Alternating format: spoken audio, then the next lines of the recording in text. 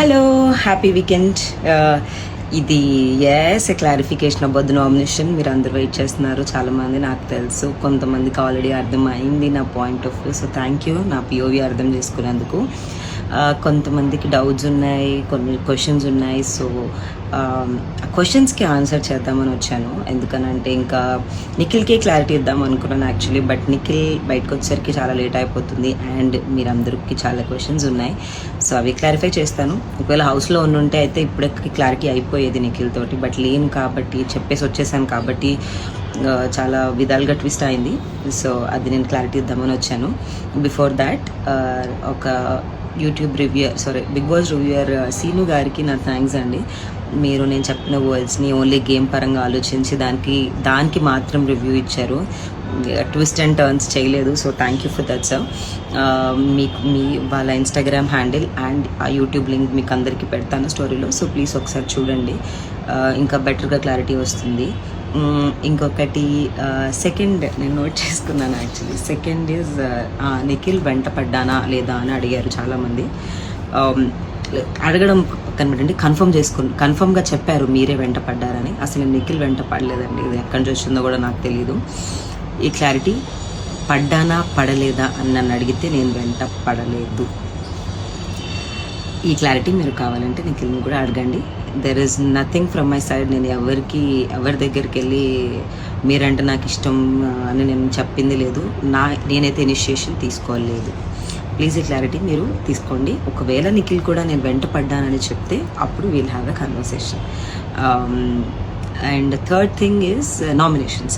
Yes, nomination point, words are wrong.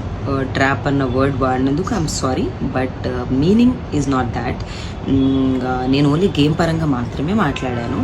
Nikhil అనే person ఎవరైనా తనకి అగెన్స్ట్గా ఆర్ ఓకల్గా ఉంటే, strongly against him in the game, వాళ్ళని మంచి చేసుకుంటాడు ఆర్ ఎమోషనలీ బైండ్ చేసుకుంటాడు అన్నది నా ఇంటెన్షన్.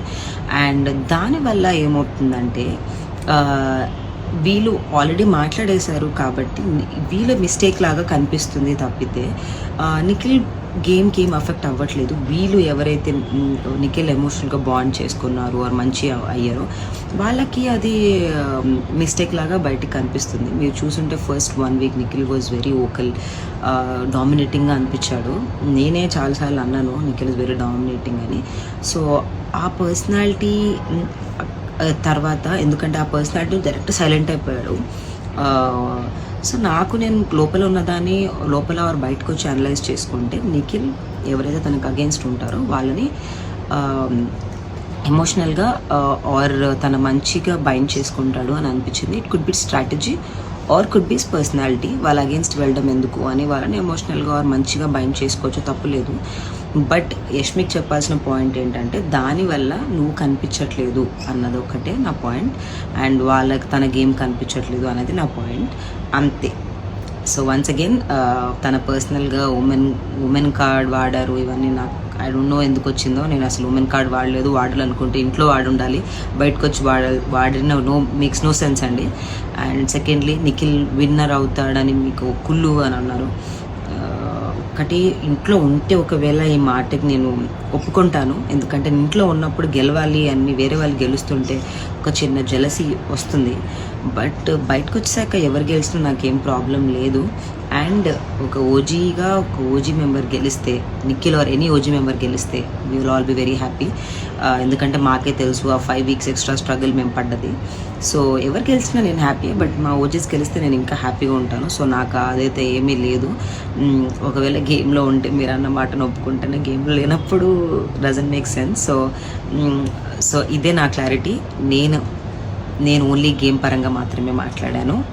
అండ్ నిఖిల్ని ఇంకేది వేరే ఎక్స్ట్రాగా నేను అనలేదు.